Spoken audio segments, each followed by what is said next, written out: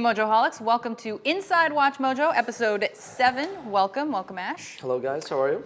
So, you will be off next week, am I? That's correct. I'm going to be in warmer climates. What a long winter. This has been...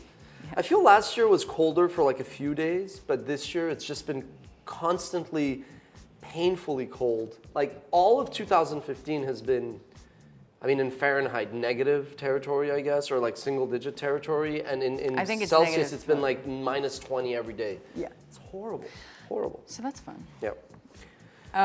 So I'll be warmer climates too. So we'll be meeting Mike next week. Yes, Mike, who you've probably seen in a few of the videos as, you know, but you'll get to meet him. Yeah, and what's he going to be talking about?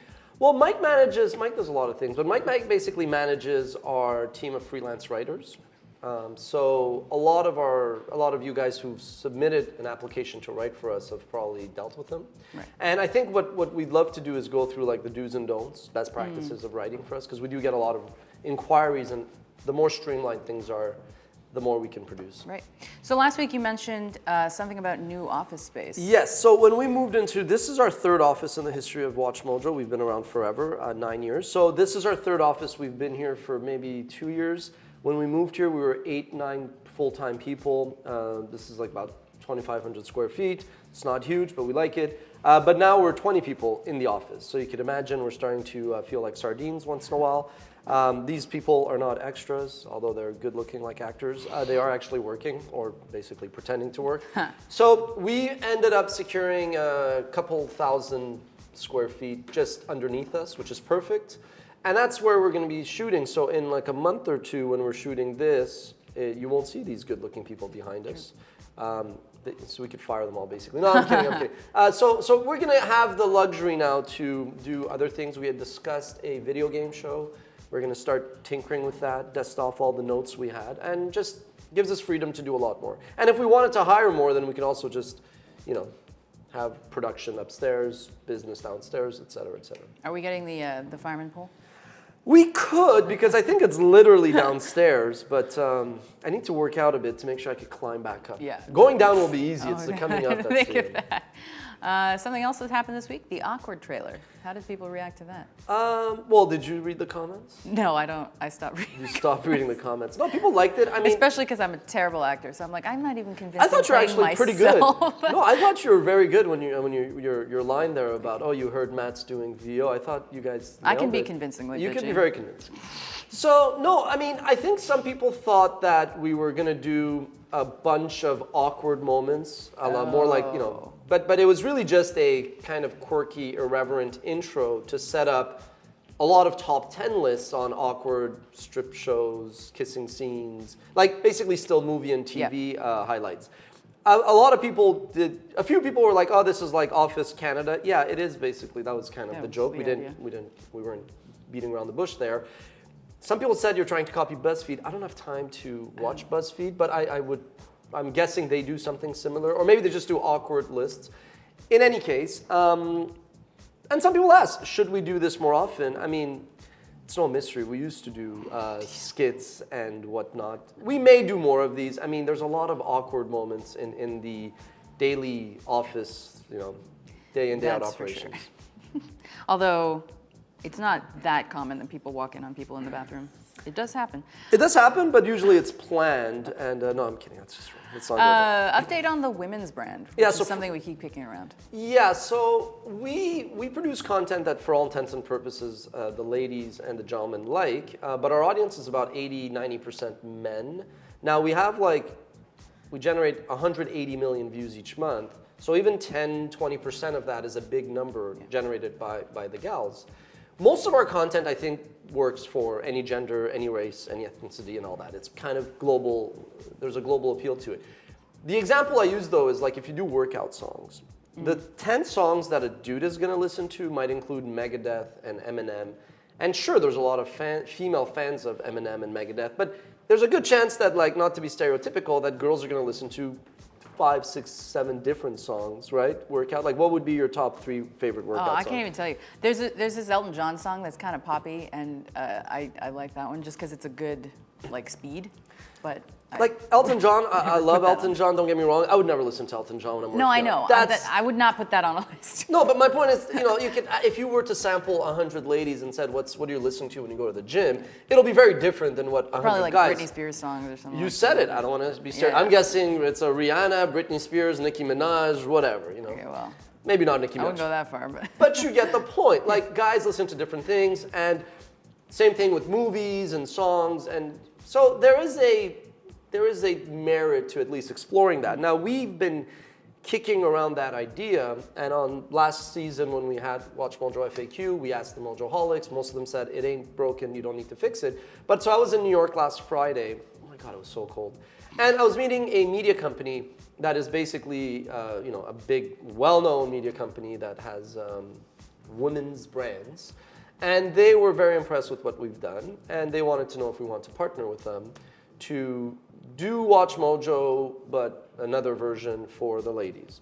And at the end of the day, it was very humbling to see that they're impressed with what our team has executed on. But I still think there's so much more we could do for our core demo, and there's a way that we could still please both the men and the women in the way that we do. So I think we're probably going to still, for the foreseeable future, stick to our guns. Okay. But it's just interesting that the same great ideas that we discuss, our fans and ourselves, other people also sort of come to the same conclusion. Mm-hmm.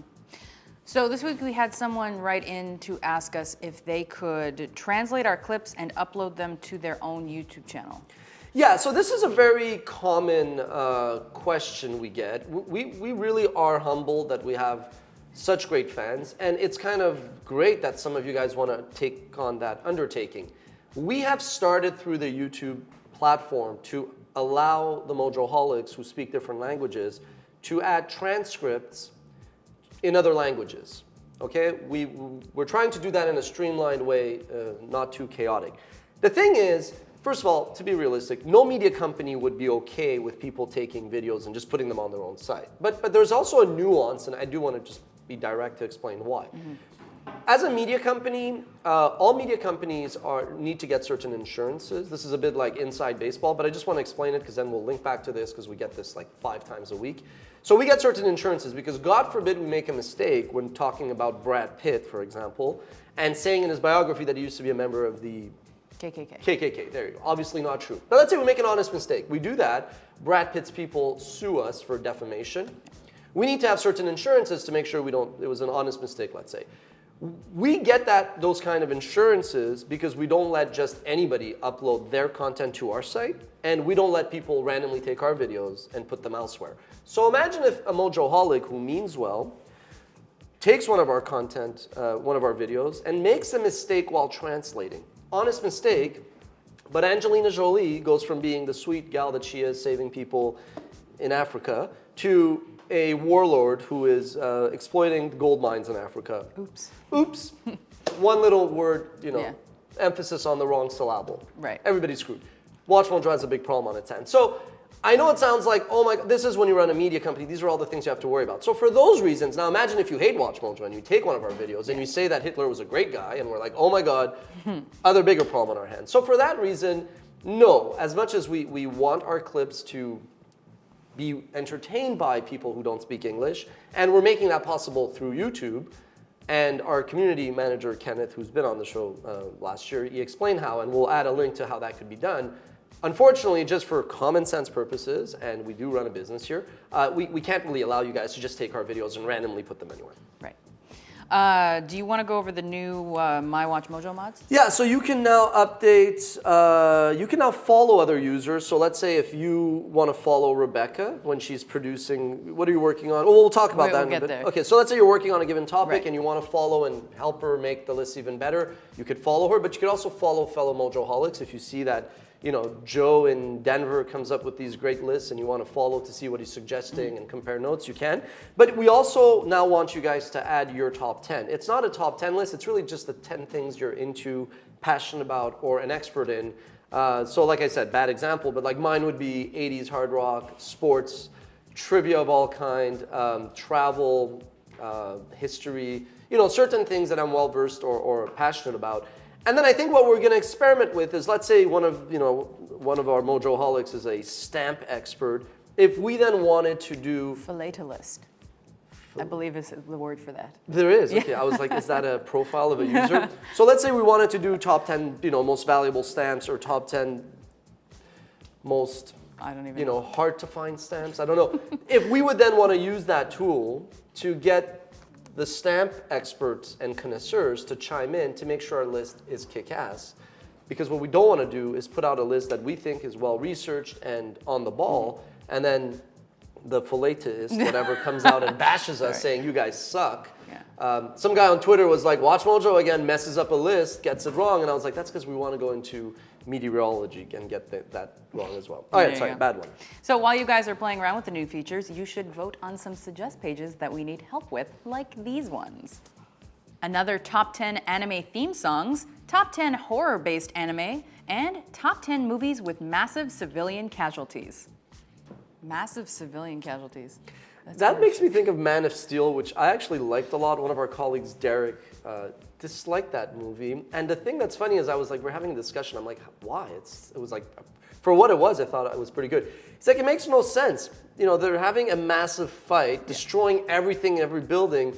But then in the end, there's like one family that Superman basically decides to like spare and not kill type of thing, even though they destroyed the whole city. But I don't know, that's the one movie I think of really when I think of that list. Will it make it? We don't know. You have to tune in and watch the video. So I'm working on this week top 10 Disney theme park TV episodes. And I don't actually know of any off the top of my head, although I think the Muppets went to one of the Disney theme parks. So yeah, there are a few. I'm working on a bunch of YouTube clips. So this year marks the 10-year anniversary of when YouTube was launched. So we're going to work at least on two. One is just top 10 moments, so like the acquisition by Google, some other events like that. And then the other one are just the top 10 YouTube videos of all time in terms of impact, how memorable they were, how successful they were, and how much they shaped. So it could be maybe the first one that one of the co-founders uploaded being at the zoo. It could be, Gangnam Style. I don't know. I mean, you have to tune in. But anyway, vote on both of those things to make sure that the lists are bang on. Sounds like a good one. For last week's contests, we had two contests. The first was for Canadian fans only. And we had 10, sorry, I don't know, it wasn't my idea. We asked you guys to tell us what your robot would do if you invented a robot. And we had 10 Blu-ray combo packs of the now Oscar-winning Big Hero 6 to give away.